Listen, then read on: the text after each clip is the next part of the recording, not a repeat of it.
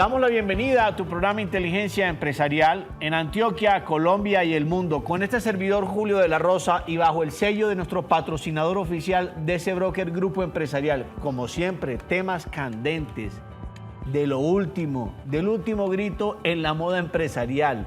Vamos a hablar precisamente impacto de la industria militar en la economía colombiana con nuestro geohistoriador Amé Restrepo, dándole paso así a nuestra primera sección, Empresarios de Colombia.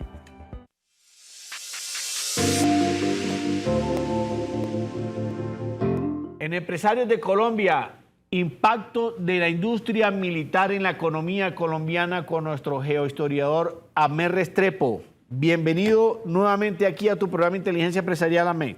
Julio, muchas gracias. Veníamos contando una historia larga que no empieza con nosotros los hispanodescendientes, sino que viene de nuestros grupos que llamamos indígenas, mal llamados indígenas porque ellos son de otros grupos humanos. Y hemos llegado hasta hablar de la industria en Antioquia, cómo se inició. Se inició por la guerra, porque hubo necesidad de vestir 2.000 hombres. Aquí hay que aclarar algo, de aquí salieron 2 batallones a la guerra de la independencia con José María Córdoba en el año 19. Pero es que antes don Juan del Corral había tenido que alistar el primer batallón que salió aquí. Se llamaba Conscriptos de Antioquia, que fueron a apoyar a Popayán. Entonces toda la industria, Julio, de los uniformes, de todo, de la artillería, de la pólvora, fue vital. Entonces, y eso sembró en el antioqueño el deseo de, digamos, el espíritu de la industria, de que si aquí se había hecho fábrica de pólvora, fábrica de nitros, fábrica de armamentos en la maestranza, confecciones, eso se podía dar.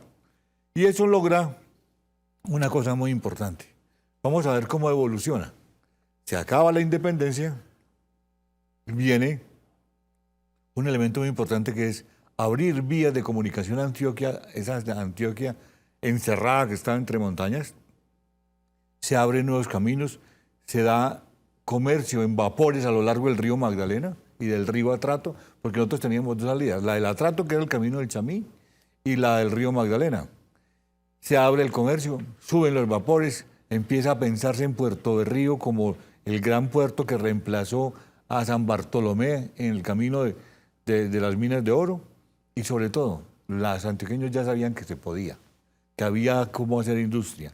Y entonces vemos el surgimiento de ferrerías, que eran la ferrería de Amagá, famosa nuestra, parecía la ferrería de Pacho en Cundinamarca. Entonces empieza una industria ya no militar, sino civil.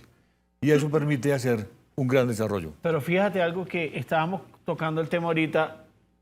La industria, pues obviamente en Colombia se genera a través de la industria militar. Primero que todo por la defensa del territorio.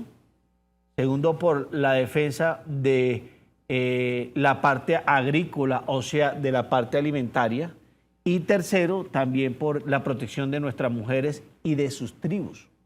Hablemos de su familia. Entonces aquí estamos hablando de que tenemos 3 tipos de protecciones. El territorio, la propiedad privada. Segundo, el consumo de alimentos, el libre comercio. Y tercero, la familia, el Estado. O sea, que ahí estamos hablando de los 3 pilares de cualquier economía. Yo no lo estoy diciendo, nos lo está diciendo la historia, que eso era lo que hacía cualquier tribu, cualquier clan en defensa de ¿qué? De su territorio, propiedad privada, vuelvo y lo digo, de sus alimentos, libre comercio y de lo tercero, de su tribu o de su estado, o sea, de la sociedad. Esos son los 3 pilares de la economía social. Entonces, hablemos algo importante que ahí quiero tocar. Precisamente la industria militar es la que genera la empresa aquí en Colombia y usted ya me lo viene diciendo, que genera todos estos tipos de economía que son la minería, que abarca el oro, las esmeraldas, la plata, que es el señor José Francisco de Caldas, que coge y comienza a generar todo lo que tiene que ver con la empresa de la pólvora. Está el entorno textil y de ahí comienza a generarse la industria y la empresa en Colombia. Pero ¿qué me estoy dando cuenta, mi doctora Amé Restrepo? Que inició por el autosostenimiento. O sea que ahí tenemos el ejemplo inverso. Nuestros iniciadores de historia nos enseñaron a ser sostenibles primero antes de hacer negocio. Julio, vos tenés una cosa muy importante y es eso. Algunos han visto los programas de sobrevivencia. Sí, claro. Mandan unos tipos en pelota allá a un monte para que sobrevivan. ¿Qué es lo primero que hay que hacer? Comida. Asegurar. Asegurar la comida. Segundo, el vestido, que así sea taparse con ramas. La vivienda, porque usted no puede vivir en la intemperie. Y eso es el principio de cualquier humanidad. Yo lo primero que hago, en la costa hay un dicho, hay que andar con el bolo de maíz y haber entrado al baño antes de irse a hacer visita. Así es, mi coronel Amel Restrepo, le voy a participar algo. Vamos a dar un pequeño espacio a cortes comerciales y ya retornamos nuevamente aquí en Inteligencia Empresarial.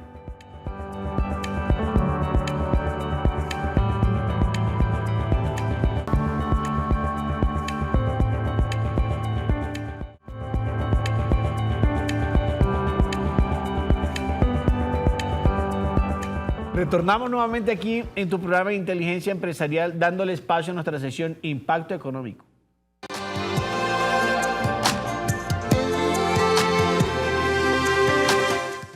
En Impacto Económico, precisamente estamos hablando del impacto de la industria militar en la economía colombiana. Entonces podemos hablar, doctora Amel Restrepo, de que la industria militar podemos compararla con una economía militar.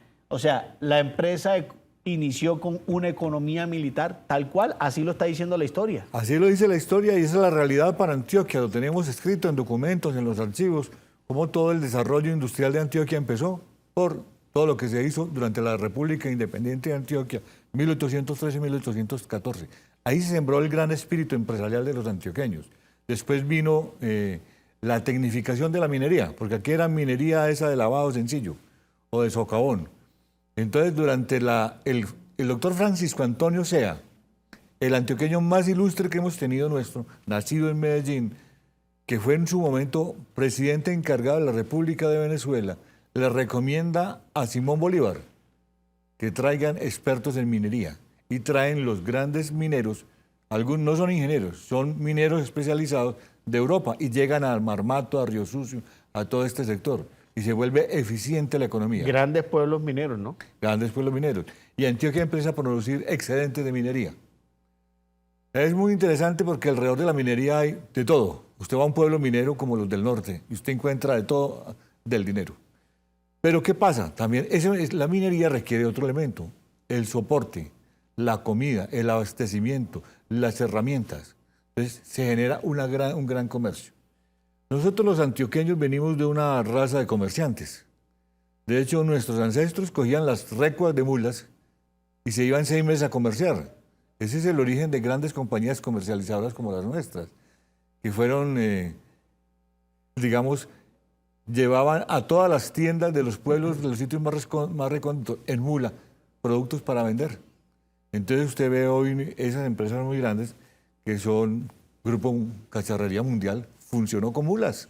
O sea que ahí la estrategia también era saber llegar al punto más recóndito con la oferta de servicios más amplias para que todo el mundo tuviera la oportunidad de mercadear, de transar, de comprar, de vender, de generar riqueza, pero también de facturar tributo. Claro, porque en la medida que usted puede ver oferta, usted se consigue el dinero para comprarlo. Claro, totalmente. Trabajamos así, yo me antojé del pantalón, de la blusita, del adorno. Entonces, producimos dinero.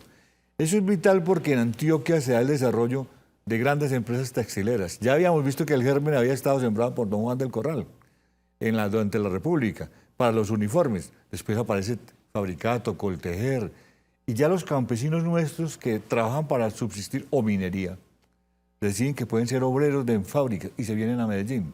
Y con eso cambia la educación, cambia la capacidad productiva, adquisitiva, y se vuelve esto ya no del comercio de mulas, sino de tractomulas, de camiones y eso. Le voy a poner un ejemplo que me parece muy interesante. Un amigo que le compraba a una fábrica, a una sola fábrica en China, cantidad de cosas, fue un día con el hijo. y le dice el gerente chino, le dice, mi amigo, hemos estado con mi hijo tratando de descubrir en el mapamundi dónde queda ese país tan rico suyo. Yo, ¿cómo así? María, hombre, contame cómo es eso. Digo, pues muy sencillo, es que de aquí salen 80 contenedores mensuales para ese país suyo. Digo, ¿cómo el país? Un país que se llama El Santuario. El Santuario. Y dice, eso que usted no conoce la capital, que llama El Hueco. Ajá, totalmente, totalmente. El comercio. Claro, claro. Porque ya no lo hacemos en mulas, ya no vamos por los caminos, andamos por autopistas, buscamos los puertos sobre el Pacífico, buscamos el ferrocarril, vital para nosotros. Miren estas autopistas, que nada más ir a pasear es un placer. Sí, claro. La industria del turismo. Ahí quiero que comencemos a generar el siguiente comentario. ¿Qué impacto puede generar que la economía de un país sea liderada por los militares? Básicamente usted ve el ejemplo en China y en Estados Unidos. Los grandes desarrollos tecnológicos son militares, después se vuelven civiles. El Internet, Julio. Hoy tenemos el plan zombie. Todo el mundo saca el celular y entonces van hasta por la calle y no les importa el semáforo, el plan zombie. Pero eso es una industria militar. Esa es la intranet del ejército de los Estados Unidos. Después lo volvieron público. Sí, claro. Entonces, ¿todo de dónde vienen los grandes desarrollos? De ahí. ¿Qué pasa? Que después de que los han usado para control, los vuelven públicos con aplicaciones civiles. Entonces vemos los grandes desarrollos de barcos. Mire, el Internet es tan importante, que es increíble, que en una pantallita negra nosotros podamos tener amigos en la China, en Argentina, en Japón, en Europa. Esta mañana me escribe un amigo español y me dice, mira, allá está el Sánchez este nuestro en Colombia, quédate con él. Le dije, no, gracias, devuélveselo a la madre que lo parió, que aquí no lo queremos. Sí, claro. El presidente Sánchez, el socialista, que quiere ver qué es lo que va a hacer. Control militar, miren lo que está pasando. Vamos a hablar de geopolítica, que es lo que a usted le gusta. Me encanta. ¿Qué ocurre? Inicialmente nuestros comerciantes se iban en mulas y vendían por todos los lados. Le decían, yo te vendo a ti, pero eso sí, tú no me compras sino a mí. Entonces le dejaban en depósito, muchas veces en depósito. Claro, en consignación, lo que se llama hoy en día. En consignación la mercancía, pero no me compraba sino a mí. A los 20 días volvía y hacía lo mismo. Alguien me decía, ¿por qué las mujeres antioqueñas son tan dominantes y bravas? Por una sola razón. Porque el marido se iba 6 meses a comerciar y a esta señora le tocaba quedarse con 10 hijos, 4 señoras del servicio y 3 mayordomos. Eran las gerentes del mundo. Pero ¿qué ocurrió? Decidimos que esta sociedad iba a ser globalizada. Eso tiene una razón muy importante. Pasamos de ser comerciantes de mulas a ser grandes transportadores y comerciantes de productos. Los que producíamos nosotros y el comercio.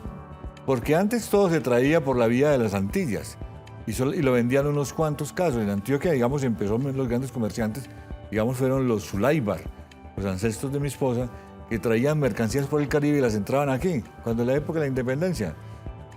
O sea, mi querido doctor Amer Restrepo, del autoconsumo pasamos a la globalización, que es donde hemos venido hablando del tema de cómo impacta la industria militar a la economía colombiana. No te muevas y ya retornamos en contados segundos.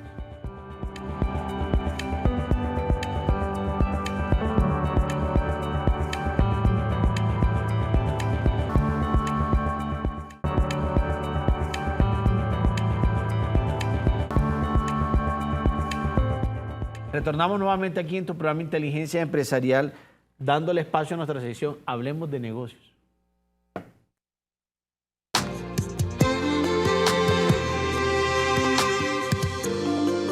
En Hablemos de Negocios estamos hablando, pues obviamente, de impacto de la industria militar en la economía colombiana. Y basándonos desde la historia, con nuestro geohistoriador Amer Restrepo, ¿cómo podemos definir la geopolítica empresarial? Eso de la geopolítica empresarial es el tema más importante porque es lo que maneja el mundo hoy. Las grandes potencias determinan dónde están los recursos. La geopolítica las asegura y las relaciones diplomáticas las controlan, y si no se hacen las guerras para asegurar esos recursos. Tal cual. ¿Qué ocurre? Nosotros estamos viendo cómo la producción que era artesanal ya no funciona. Es de subsistencia. Pero cuando usted va a China, le voy a poner un ejemplo, y encuentra una fábrica de electrodomésticos, donde tienen 270.000 empleados, y Eric, el gerente de producción, es un muchacho de 22 años, y me dice, es que yo tengo 270.000 empleados. Y pero tiene un pueblo. Y me dice, sí, la mitad vivimos ahí, la otra mitad de la fábrica.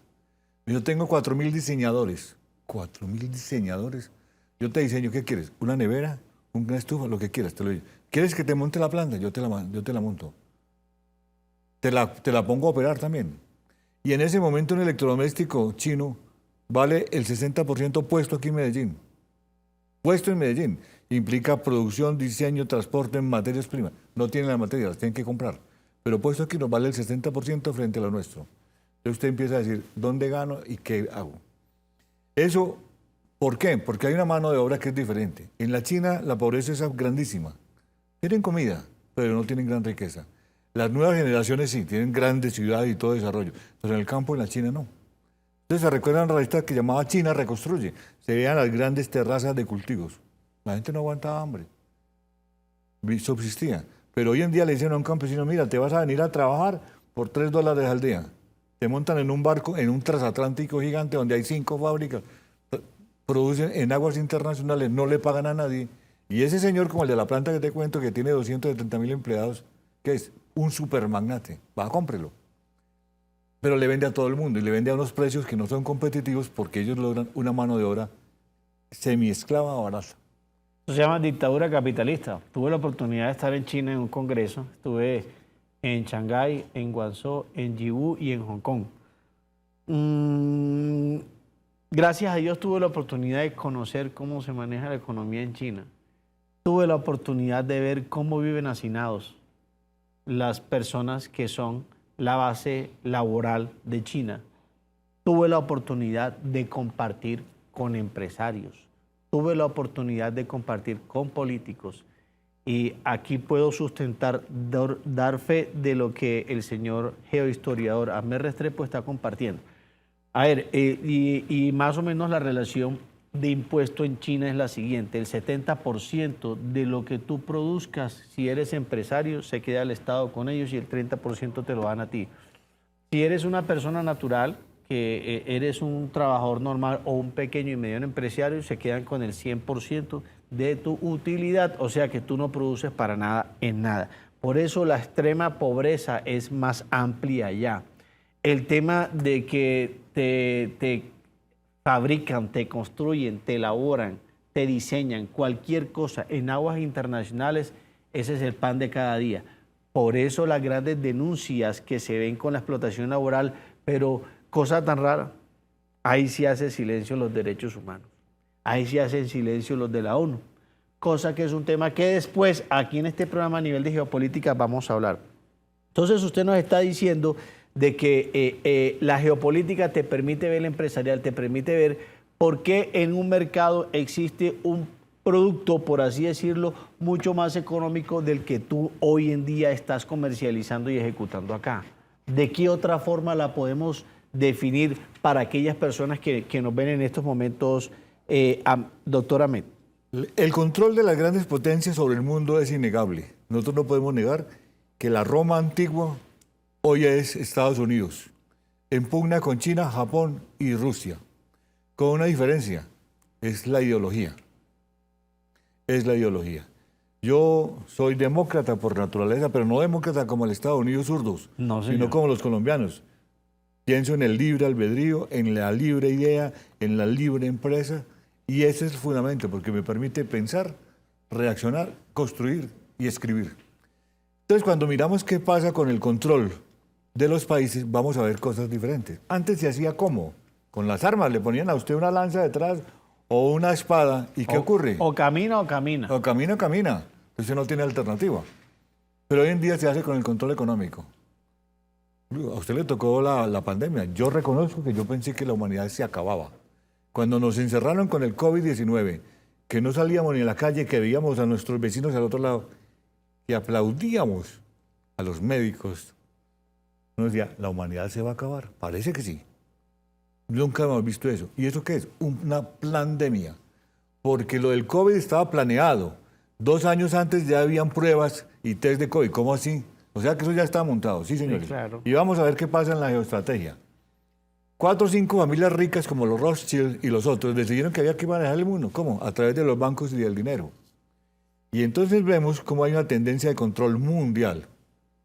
Hace poco tuvimos la mejor experiencia del mundo cuando la Organización Mundial de la Salud, con un señor Tedros, que no me gusta, al frente, tomó la decisión de que había que crear una política de control mundial de pandemias.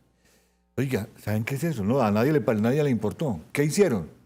Los países africanos se juntaron y de Sudamérica a Brasil le dijo, un minuto, nosotros no le vamos a ceder la autonomía, nuestra soberanía, no se la vamos a ceder a la OMS para que tomen la decisión bajo cualquier concepto de pandemia.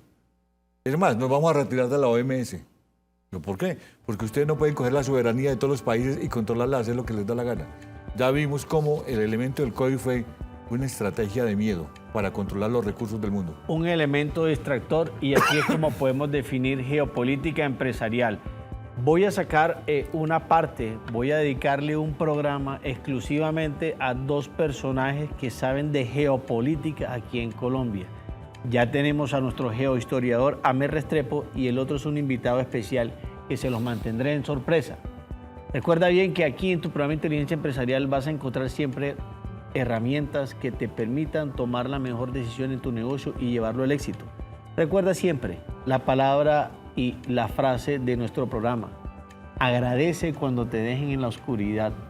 Esto te obliga a encender tu propia luz. Recuérdalo bien. Inteligencia empresarial.